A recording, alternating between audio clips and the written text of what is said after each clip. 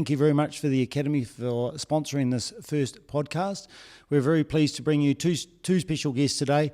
The first guest is Chris Nevin. He's the Pathway Manager for Wellington Cricket. Thank you very much for joining us, Chris. Thanks, Paul. Great to be here. And of course, we also have someone that's been through the Pathway system, and that's Rachin Ravindra. And he is New Zealand under-19 player for 2016-2018 World Cup, and New Zealand A player, and his second year playing for the Firebirds. Thanks very much for coming, Rachin. Thanks, Paul. It's great to be here. No worries. So let's get straight into this podcast and talk about some cricket. Chris, what's your background and what do you do as part of the Pathway Manager for Wellington Cricket? Yeah, so by way of background, I've been in the role for 2 years now. We had a major restructure at Cricket Wellington, and I applied and was successful for the Pathway Manager role, which was a newly created role at Cricket Wellington. And so my role effectively is to manage all of our representative teams, all the amateur sides. So that's from the Blaze all the way down to under-13s in the female space, and from the Provincial A's down to the Year 8s in the male space. So full-on role. Right down to Year 8s? Yeah, right down to Year 8s, yep. Well, that's fantastic. And does all other major organisations around the country have the same pathway system, or is Wellington, does it have a free run to run its own individual system? Yeah, look, we all of the major associations try to be aligned to what New Zealand cricket would like as well, but there's certainly scope within that to do your own thing. And certainly the metropolitans, the Aucklands, Canterbury, Wellington and Otago have very similar ones, but when you're talking about central districts and northern districts, well, all of the district associations they have, it's very different. Particularly in some of the smaller districts where there's not a huge population base and school cricket's not as prevalent. So while our pathway is junior clubs, school cricket, then on to club cricket, adult club cricket, a lot of those major district associations will actually go from junior cricket to, and then the college cricket's not so big, so they don't actually have a big enough talent pool to be able to have competitive first 11 grades. So what they do is you find that some of the younger players will end up playing club cricket the whole way through, so they'll be playing with adults from the age of sort of 14, 15. That's a really fair point you made. I mean, coming from a father with a young cricketer, I wondered how do these people, the kids that are perhaps tucked away in these different organisations, how do they get noticed? How do they get brought into the Wellington Pathway system? Yeah, well, for us, we've got a pretty good network of people that are involved in cricket that we tap into to find out information about players. So from Year 8 side of things, which is the youngest sort of representative age groups we have, we have 2 teams that head up to Hawke's Bay over the January holiday period. But through that, all of our the clubs that can, they'll put a Year 8 team into a club-based tournament, and from that we have a selector that's out there watching those games, and we effectively pick 2 teams out of all the various clubs that take part in that tournament. 2 teams gives a lot of kids good opportunities, so that's fantastic that it's not just surrounded with 11 kids. Well, that's fantastic. And Rachin, coming through the pathway system as a young kid, tell us a bit about how you got involved with cricket. Yeah, I think, from way back in the day, I think I was always interested in cricket. Dad loves cricket, so I guess that love kind of got passed on to me. And I guess I probably started playing from like 2 or something, like just in the backyard or something, just like hitting balls around. And then I just kept going from there because I just love it. Like I liked it so much, still love it so much. I love to hit balls, and even through like growing up. So yeah, just love cricket started pretty early on, I think probably from my dad. With the workload you have growing up, I know it's very easy for kids, parents, I guess, to work too much with the kids. I mean, back in the day, golfers will hit 1,000 balls there. They get prone to injuries, all that sort of thing. How do you keep your love for the game going, because you've been doing it from such a young age? Yeah, it's a pretty tough question to answer because I just for some reason I love it so much. So I never really have to second guess, why am I going to hit balls at 6:30? Like, why am I doing this? It's just because I'm motivated to do so because I love it. That's fantastic. And I guess the pathway system has done you very well. You must have been a massive, exciting feeling putting the under-19 jersey on for the first time. How did that feel, putting on your first black jersey? Yeah, it was a special feeling, I think. And I think during the tournament, I never really... Well, before the tournament, I didn't really think I was a chance for it because I was, 15 or 16. You were young, yeah. Like not really... kind of there as a development player, what they say. But just luckily it worked out for me. And being able to put that black jersey and be able to open the batting was pretty special. How did that first World Cup go for you? Not great. I got a few scores in like a tri-series in the UAE, and we won some games, and we were like, yeah, we can actually make a run for this World Cup. But then, yeah, we lost it in Bangladesh. We just couldn't. So how was your performance? How did you rate your first World Cup? I mean, you would have been a nervous, 15 or 16? Yeah, that's tough. That's tough. How did you find I think for me, I'd always strive to play at that level hopefully at a young age. So it wasn't like it was overwhelming. Obviously, I was disappointed with my performance because I expected 100% out of myself every game. And I wanted to win games with the team. Unfortunately, it didn't work out.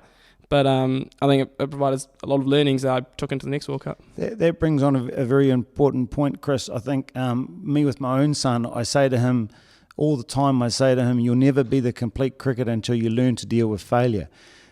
You similar to Rachin, played high-grade cricket. You played for New Zealand, 37 one-day internationals, 112 first-class matches. How did you deal with failure? Yeah, it's something you learn over a long period of time, and you see these days young people that maybe don't get selected for a rep side. You hear 6 months later they've dropped out of the game. First and foremost, as Rach was talking about, you've got to have that love for the game because that's the starting point for it. You don't play sport to become an international player when you first start as a 4-year-old. You start getting those dreams further down the track. So you've got to have that love first and foremost, and then with time, with experience, you just learn that failing is part of sport. So it's really important to build up that resilience. It's just gonna happen. Yeah. Well, you fail more than you succeed in cricket, particularly. Oh, exactly. And I spoke to our ranch. Max went down to the year 7 Hastings, and we had big things for him. He was carving up. He was scoring for fun. He went down there. He had a very bad performance, but that was the best tournament he's ever had, because what he learnt from that was massive. And because of that tournament, he's the young player that he is now. And I remember talking to you about it down here, and you said, and Max took that on board. You said to him, you never ever learn anything from success. You only learn from your failures, and that made a massive difference to Max. So that's great. Yeah, and coaching, I think, plays a huge part in that, because as a coach, you need to be able to allow people to fail. So you're not always criticising what they've done, but it's always about trying to explain this is a really good opportunity to learn something from it.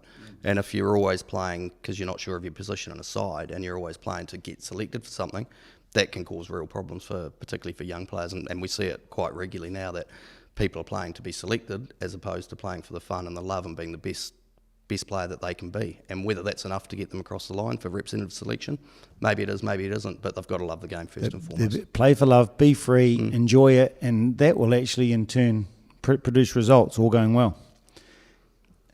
As a young player coming through the successful Wellington pathway system, Rachin, how have you found the transitions from school cricket to New Zealand under-19?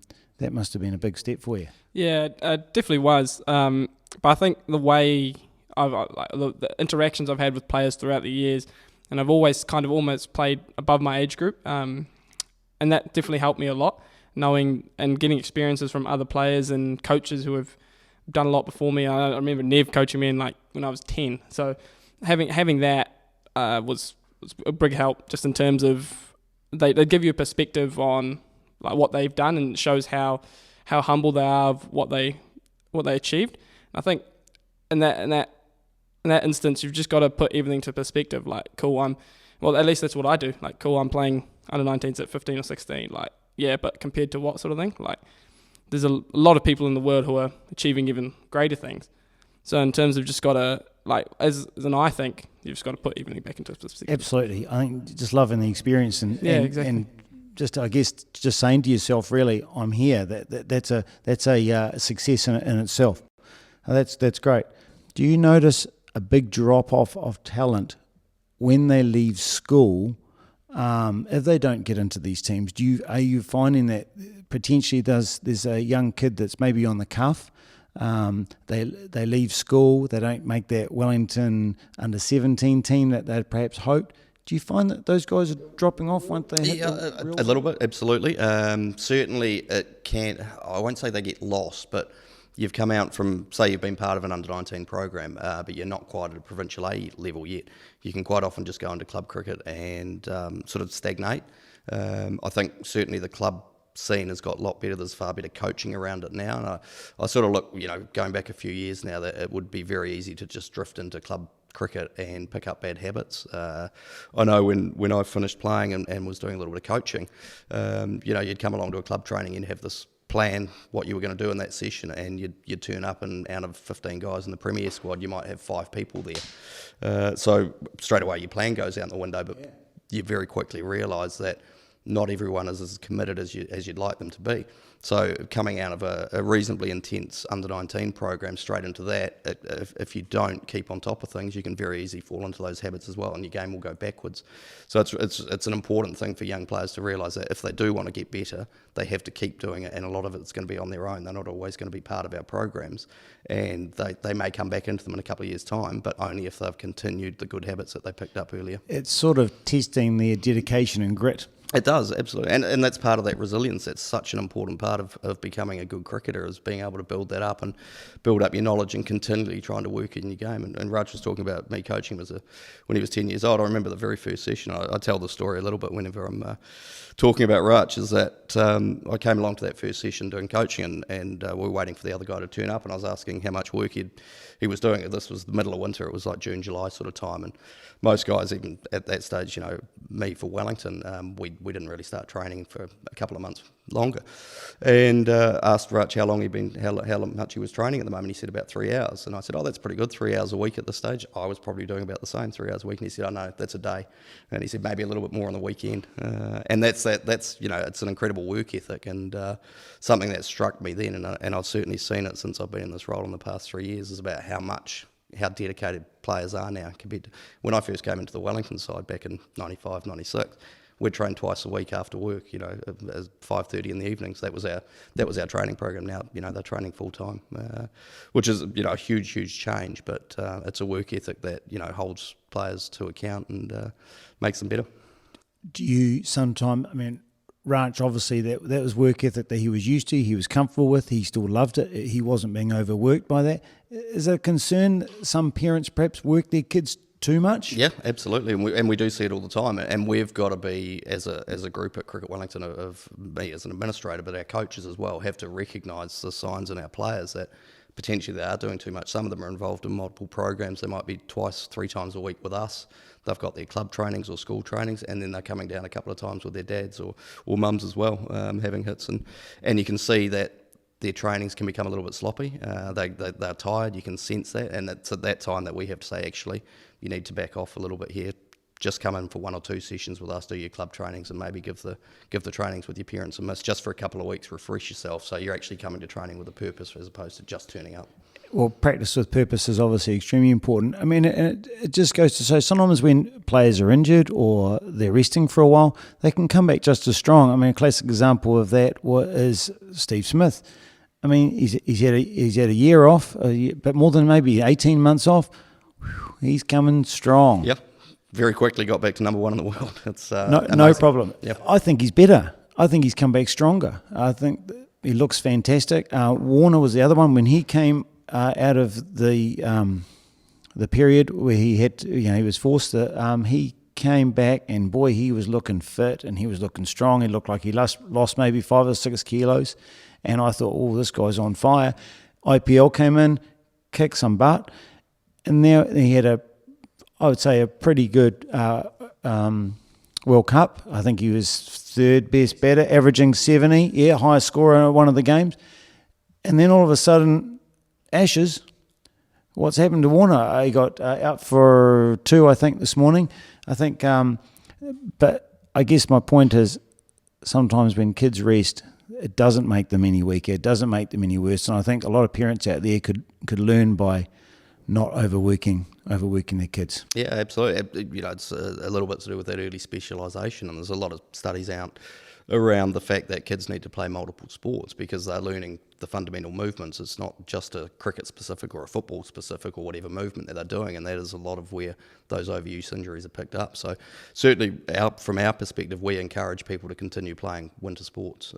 We want to see them, and we understand that, particularly sort of in our age group programs, is that if we've got a training session but they've got a clash with a winter code, go and do your winter code. You're not going to become a bad player because you've missed a couple of training sessions due to that. Well, that's fantastic that Wellington Cricket support that, because I believe in that too. I think it's very important for the kids to have outside interests.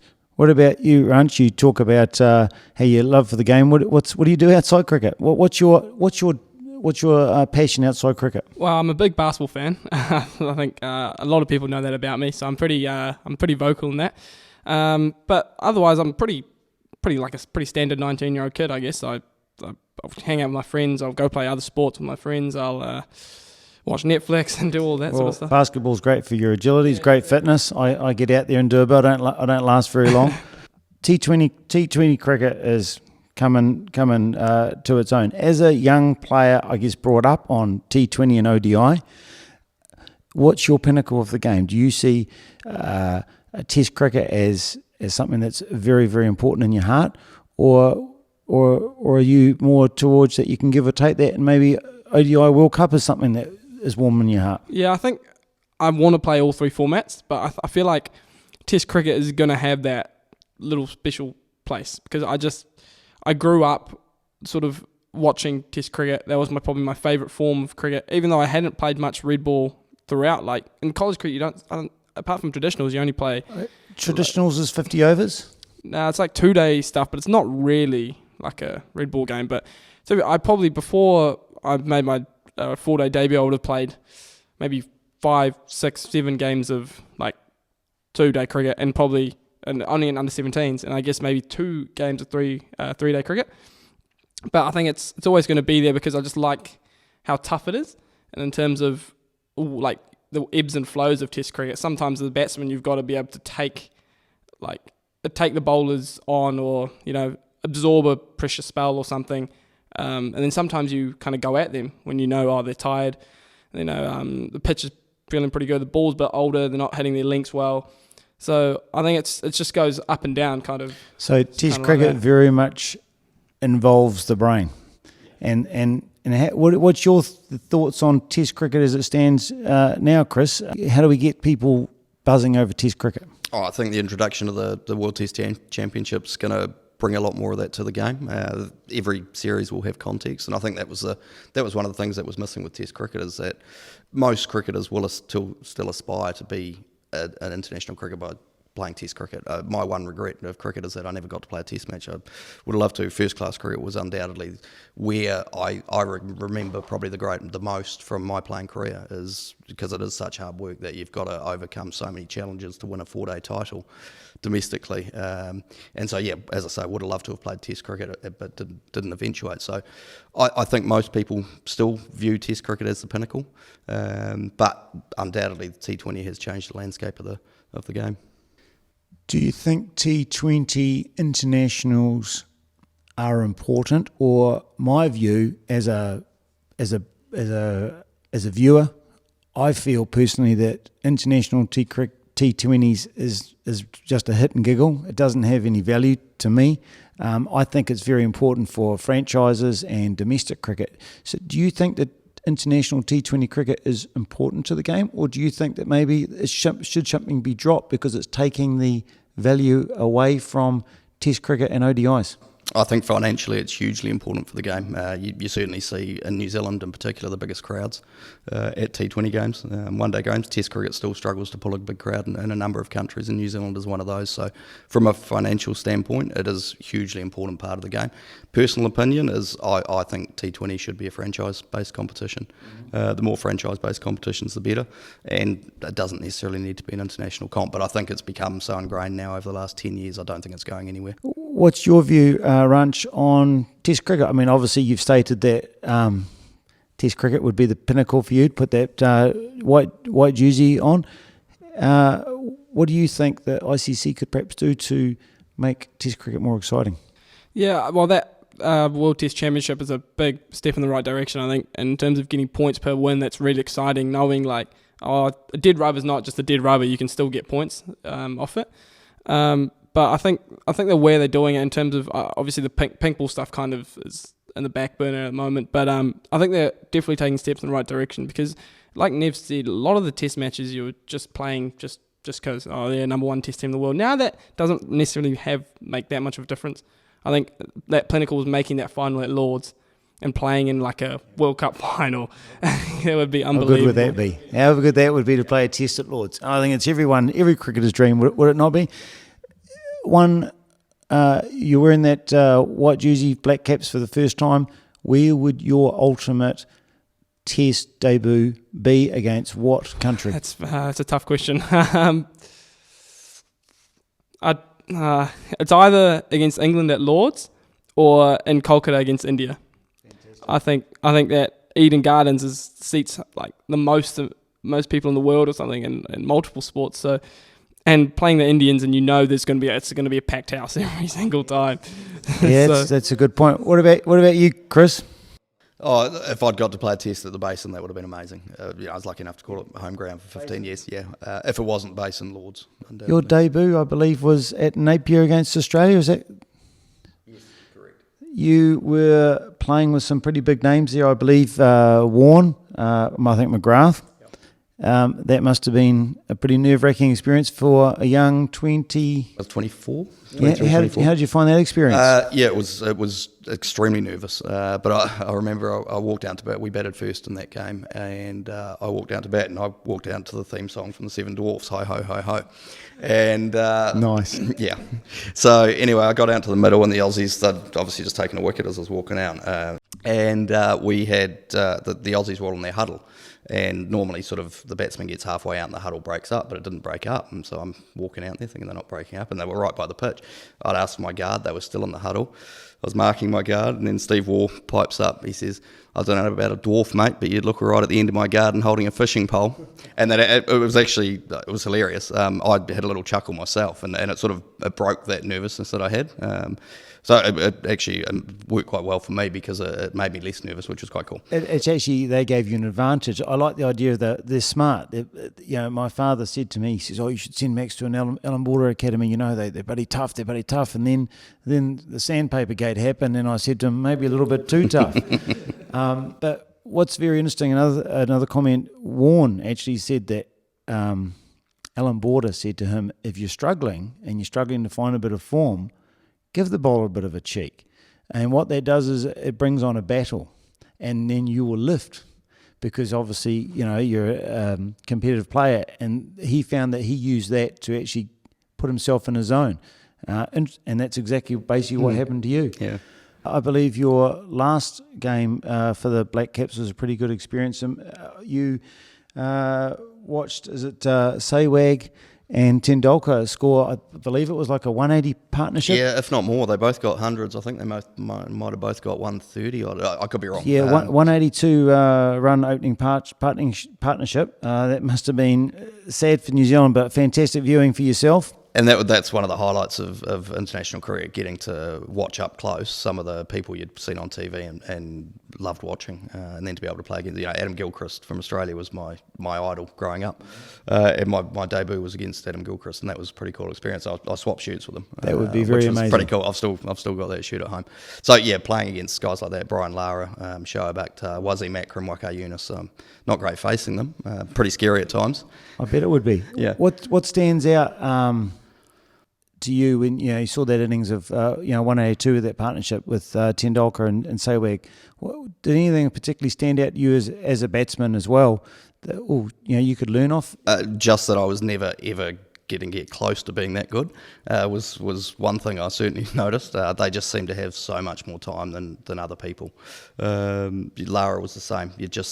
You saw them bat and you think, wow, you've got so much time. I always felt rushed when I was facing quick bowling. They didn't. As a professional player and a pretty handy bloody batter, you see these guys and you just go, wow, there's so much better. Absolutely. And that last game there I was playing as a batter only. I didn't keep, but I did get to keep up to Tindalka, to Lara and those sort of guys as well, and seeing them up that close, just seeing the way they went about things and the time they had. I think that's the difference between the good players and the great players, is how much time they've got, and they just always seem to have that little bit more time to be able to play a shot, picked up the ball that much quicker.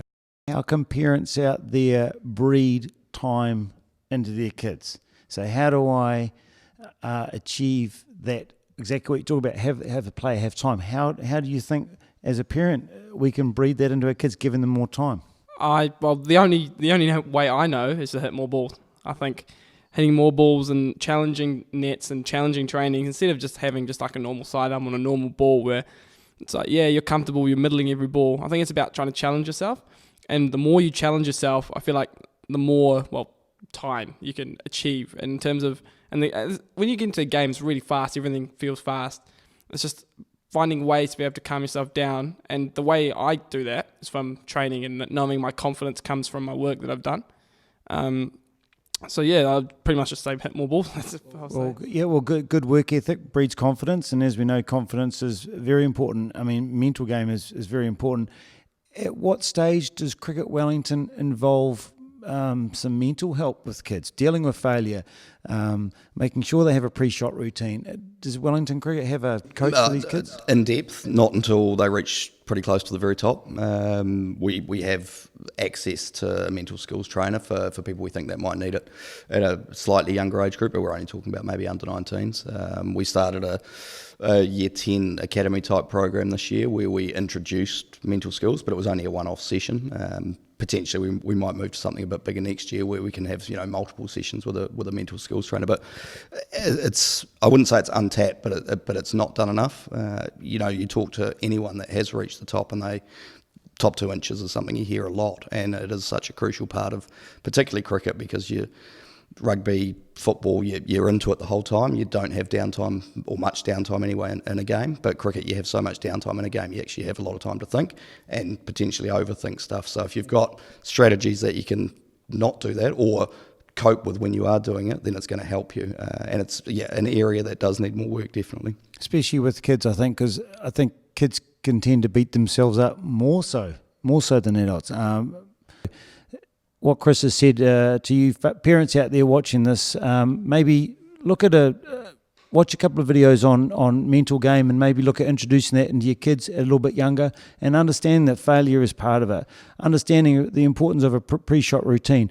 Paddy Upton, have you watched any of his videos on YouTube? Amazing. He's a South African mental coach, specifically with cricket. Highly recommend it. Paddy Upton on YouTube. Yeah. If he did, I'd be buying it. So for any parents out there watching, we talked earlier about my son went away to a tournament. He failed miserably, very upset. We sat down in a motel room and resorted to Paddy Upton videos explaining things, and he left that room with a smile on his face. On the way home, he said that was the best tournament ever. Just by exploring the mental approach to cricket. So parents out there, I really encourage you to look into that, to give your kids not just a step up, but also to reassure them when things aren't going well. And it's not just cricket, it's life. You need to be able to cope with so many different things. It's a really important tool for life in general. Absolutely, it is. Just to add on to that, I think you see so many cricketers say cricket is 90% mental. How much time and effort do we really put to that? How much time and effort do we put to practicing our skills? If it's 90%, then you at least think we should be putting more into it, right? Mm-hmm. And if it's coming from international cricketers, then yeah. Exactly. The old saying goes, if cricket's 90%, you're 90% in the head, why are we practicing skills 90%? So that's something that definitely we could maybe look improving on for our young guys going forward.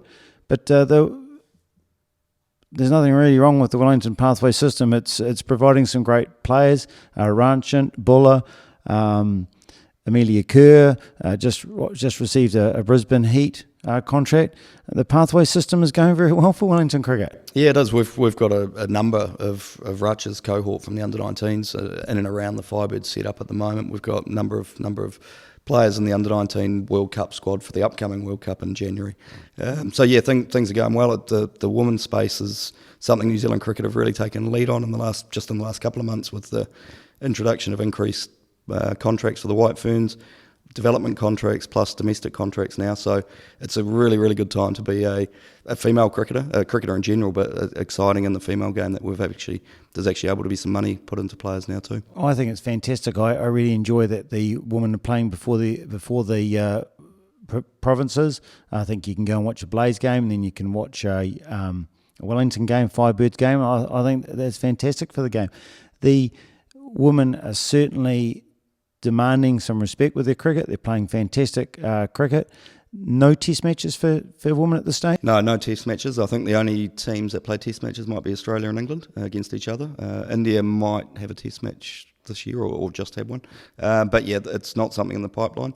It's something that's certainly been discussed, but at this stage it'll just remain as one day in T20 cricket.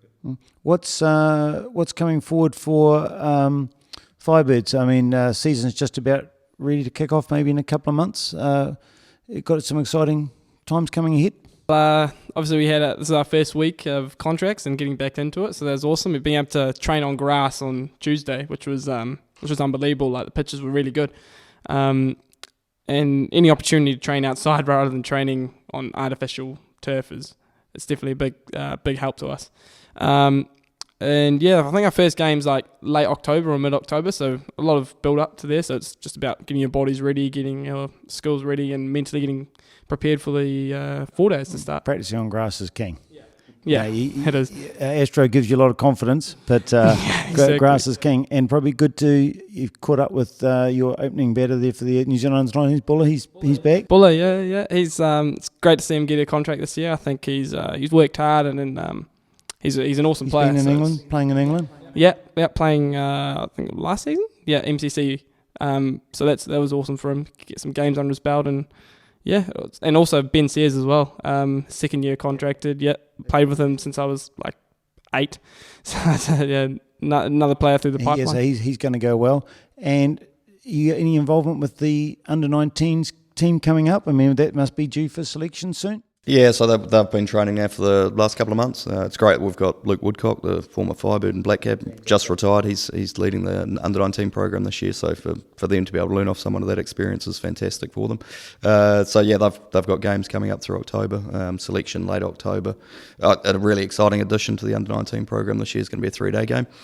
So the team will head down to Marlborough before the actual tournament starts. It won't be part of the tournament. It's just effectively a friendly match. But as Rach was saying before, these guys don't play anywhere near the amount of red ball cricket that they need to. So to be able to get them an additional 3-day game, it's exciting. And then they head off to the tournament in early December. Under-19 World Cup teams picked at the back end of the tournament, and hopefully, like last time, we had 4 players from Wellington on that side. Hopefully, we can have a few more this time. So there's some young boys out there, young men out there working pretty hard on their games at the moment, getting pretty excited about a selection, I suppose.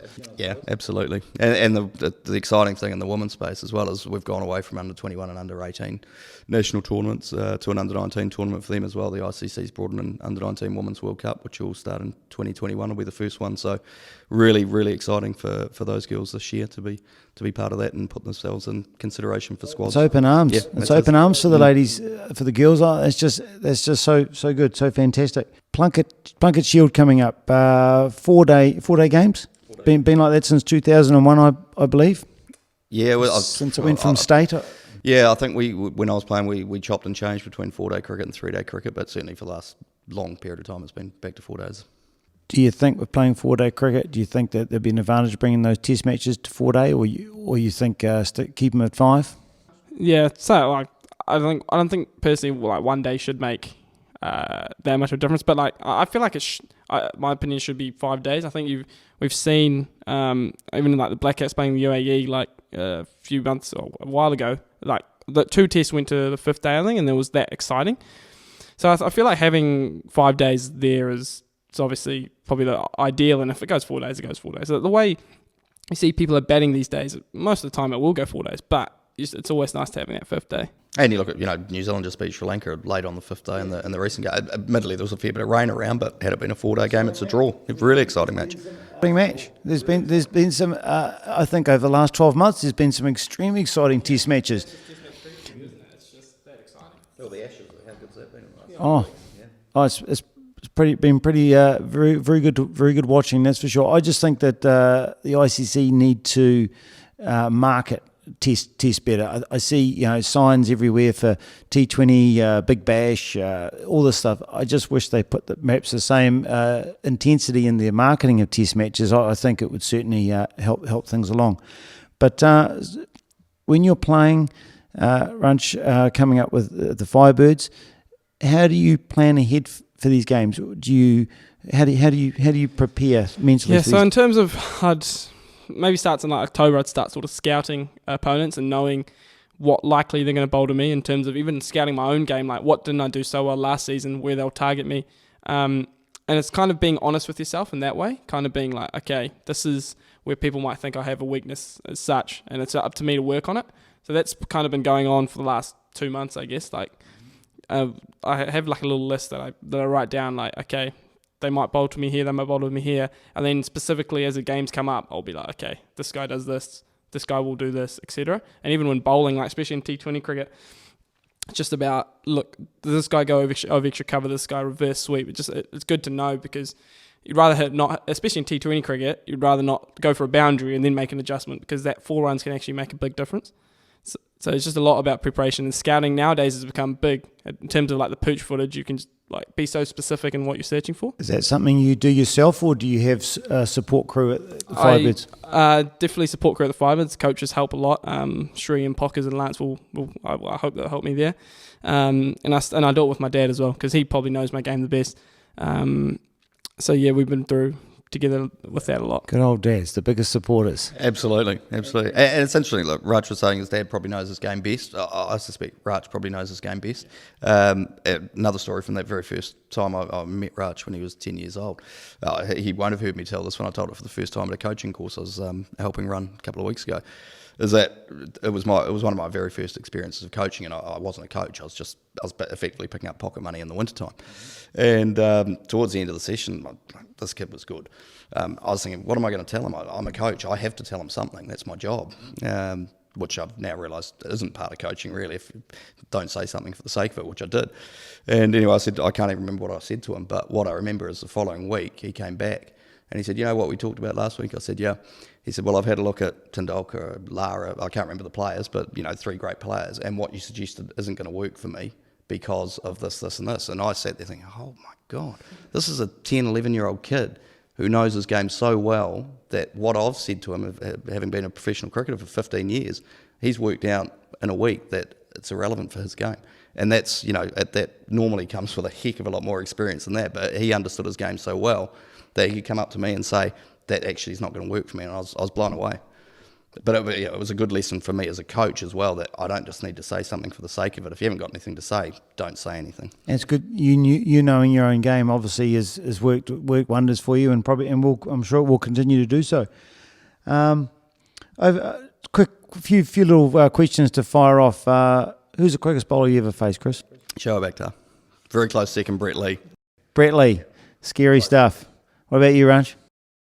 Oh, it was this, like, I can't remember his name. It was my first under-19s game against Australia. This guy, Joe was bowling rockets. And that was my first ball. He's bowled like a bouncer of sway. I'm like, oh my God, this guy's quick. It's still, I can't remember his name, but still to this day, he's the quickest.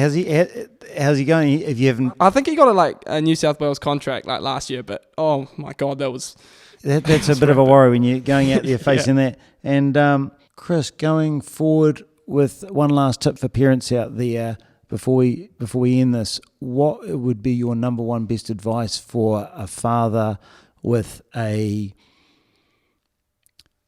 first 11 cricketer, young kid, maybe 16, 17, playing for high school? What's your best advice for that father? kids enjoy the game. I see too many parents these days putting so much pressure on 16, 17-year-olds that it has a really detrimental effect to them mentally and on their game as well. They're playing for the wrong reasons. They're playing to please their parents, and if you can just step back and let them enjoy the game, it's certainly something I've had to teach myself to do with my own kids, is just let them enjoy the game. Don't try and force things on them. Don't try and make them do something. I've got 4 kids, and one plays a little bit of social cricket, one doesn't play at all, and one plays, he's only 9, so he's only been playing for a couple of years, loves it, which is great, but if he chose not to this year, which he potentially might do, I'm not going to say, no, you've got to play. Just let them enjoy what they do. I guess you've made a fair point. Wellington's got a fantastic pool of coaches. I mean, the ones that I've had very small dealing with, Stu Rhodes here at the academy. You've got Ivan Serra in Wellington. Mark Borthwick is, my younger brother, coached by him. Mark, he speaks very highly of Mark, and we're very lucky to have a pool there. Who coached you at Hibs, mate? Borthy. And Mark, he was unbelievable. I've heard nothing but amazing things about him. He is one of the greats. Is a teacher by trade? He was. Taught at Wellington College. Certainly be a big help understanding kids and how they operate. Another good one out there at the moment is Duncan Murray, who's a teacher as well, who's with Wellington College now. Well, Wellington College obviously is doing very, very well, and obviously they've got some great help. So parents out there, I think the most important thing to take from those comments there is let your kids have fun, because fun will produce love, and love will definitely produce a result. So thank you very much for watching. Hopefully we'll have a few more episodes coming up. It's very, very important going forward for this podcast to stay alive, that if you're watching it on YouTube, on our Hutt Cricket Academy YouTube channel, please like, please subscribe, please share. The more shares, the more likes we get, then the more we're going to be encouraged to make more videos. If you're watching this on Hutt Cricket Academy Facebook page, then again, just share, like, show us that you love it, and we'll keep producing some more. So thank you very much for watching. Thank you very much, Chris. Thanks, Raj, for coming along. It's been a pleasure. Cheers.